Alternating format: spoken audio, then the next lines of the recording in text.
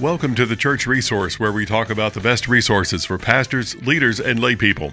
I'm your host, Jeff Oliver. Today, I am without a book in my hands, and so what I want to share with you is a book that I discovered through, actually, it was recommended to me for a couple of years before I even got it. But then when I got the book, I listened to it on as an audiobook, and so I did it in 3 sessions or 3 sittings.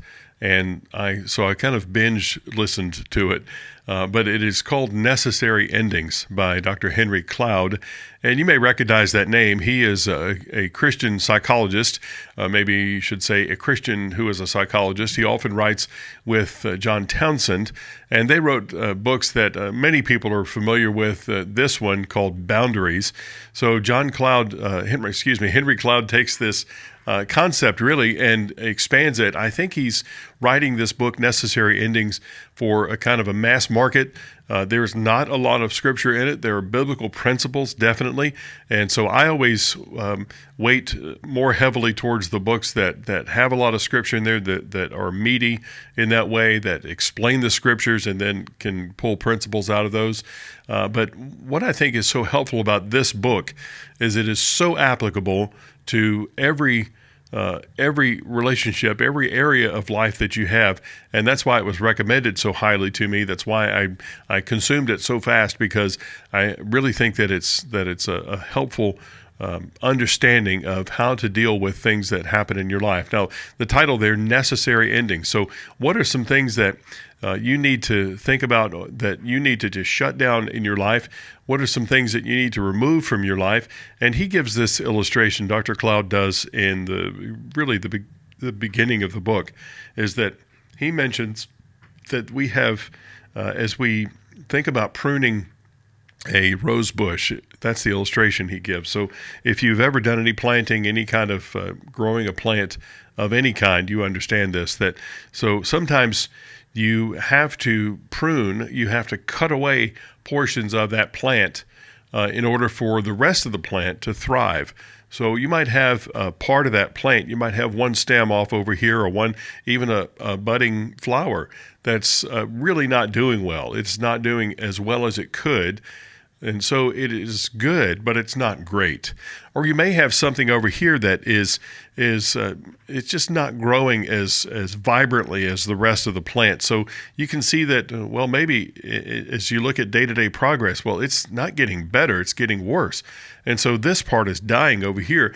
And then you have this scrawny brown stem that's come off from another part of the plant that you can just see it's shriveled. And so it's obviously dead. So those are the 3 categories that Henry Cloud works through as he looks at pruning off and giving necessary endings to things that happen in your life. And again, as I say, this is a mass market thing. So he's looking at businesses. He's talking about this through the lens of other businesses that he has worked with, and he's worked with corporations. He worked with very large companies to be able to understand maybe they need to spin off and get rid of totally a particular division of the company. Maybe they need to stop with this particular product. Maybe they need to cut out this CEO who's been hanging around the company, is really not healthy for the company anymore, so that the rest of the company can thrive. And there's that rosebush illustration. So it's either with a part of a company or a relationship or any other area that it might be good but not great. It might be dying or it might be dead, and it's time to get rid of that, and so that the rest of the organization, the rest of that relationship can function well. He gives so many illustrations in this about how we can do this in our life. And the reason that I want to bring this to you, and I highly recommend this book, the reason that I want to bring this to you is that as you work, I'm assuming mostly in a church setting, if you're working in that kind of setting, you are going to have opportunities there. And I do call them opportunities that are for growth. And it's going to be something that we recognize. Maybe something is not going as well as it could. Maybe this program, this committee, this relationship is not going as well as it should. Maybe there's somebody on staff who's just not doing what they can do and not fulfilling their potential there, or not fulfilling the potential of that role that they're in.